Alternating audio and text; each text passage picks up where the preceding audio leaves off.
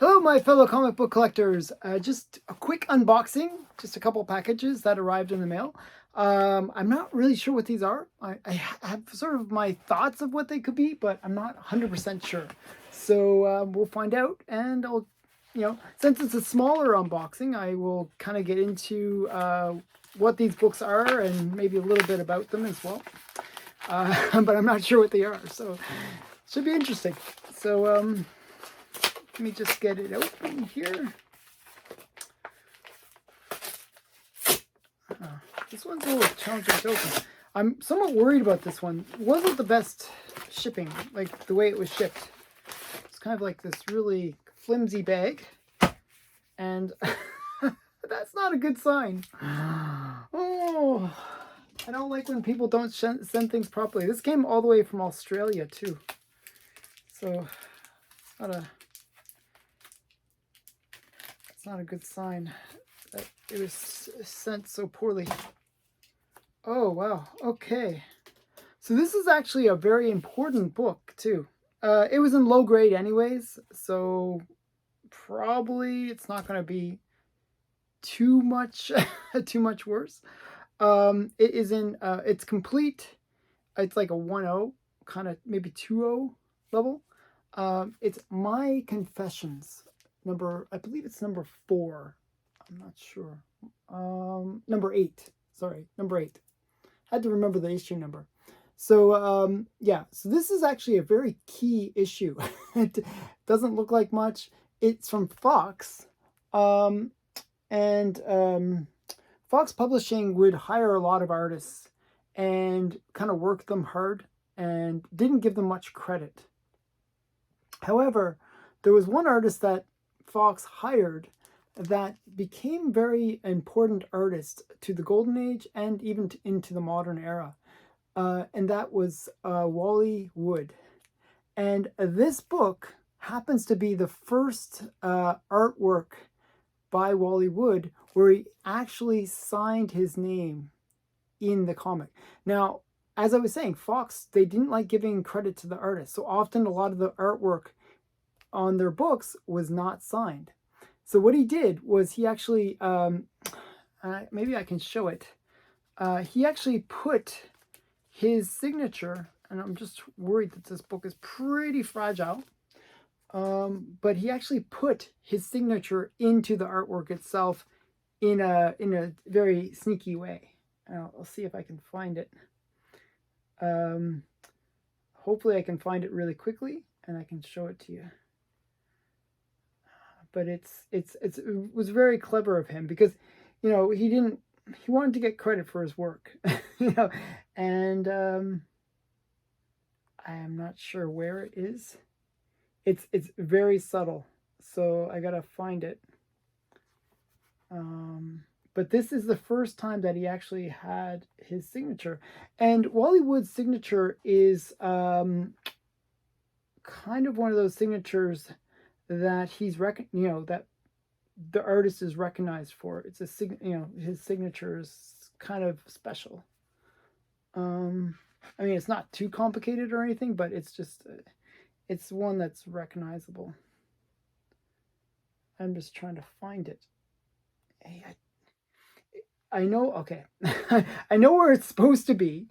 It's supposed to be in the marquee for the movies, but I don't see it handy. I'm just trying to, I'm looking into all the pictures and, the artwork's kind of cool. Okay, I'm just trying to find it. He was so subtle that I can't even find this silly thing. But it is in here somewhere. Shoot. Oh well. If I can find it, maybe I'll have to do a screenshot or something and show it later. But it is in here somewhere. Actually, the book, even though the cover is in kind of iffy shape. Oh wait, here's the marquee. I found it. Now I just have to find where it says Wood. Okay, so we're gonna play almost like Where's Waldo? So here's the movie thing. And I'm going to put it up on the screen for a little bit so you guys can all see. And then if you guys can find where it is, you can tell me in the comments below. It's somewhere in this thing. So let's see. I didn't see it myself. But supposedly there was an interview conducted with Wally Wood later on where he mentioned that he had done that. And I can't find it. I don't know where it is. Maybe it was so subtle that even if you look for it, you can't find it. Where is it? Huh. Very odd. Very, very odd. So must have been, maybe it's a different picture? I don't know. It's so weird. You know, it's so hard to find. I see one other place where it could be, but it's... One sec here. Actually, maybe I might have found it. Okay, this is like is a challenge to find. And there's I'm not sure if you can see it, but I'm going to zoom in. It says, you can just see the OOD on the little sign in this panel. I'm not sure if you can see it, but I'll try to zoom in so you can see it. Okay, so, you know, sometimes artists have to do what they have to do in order to get the recognition that they deserve. So that was one of the things that he did. He put his, very subtly put his name into the artwork.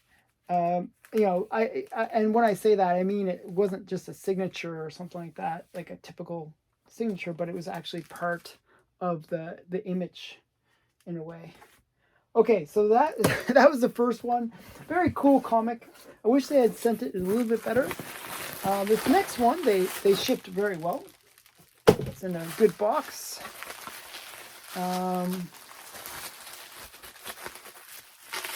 They put lots of bubble wrap around it.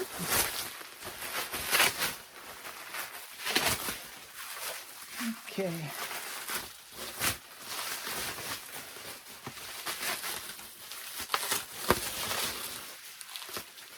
Okay, and slice it a bit.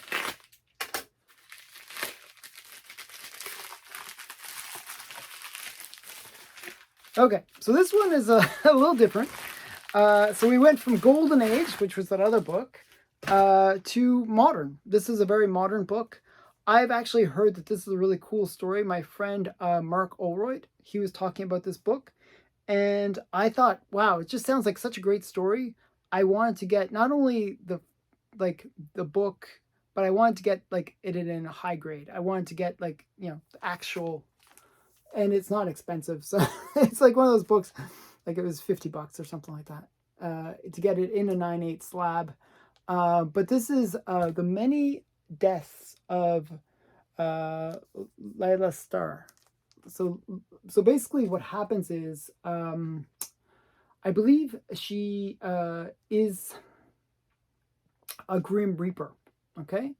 And what happens is she has, as a Grim Reaper, she, you know, her job is to, you know, collect the dead people, okay?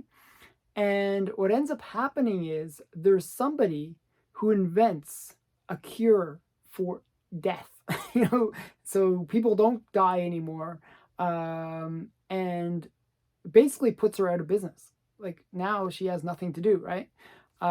So she becomes like a regular person, just a regular girl.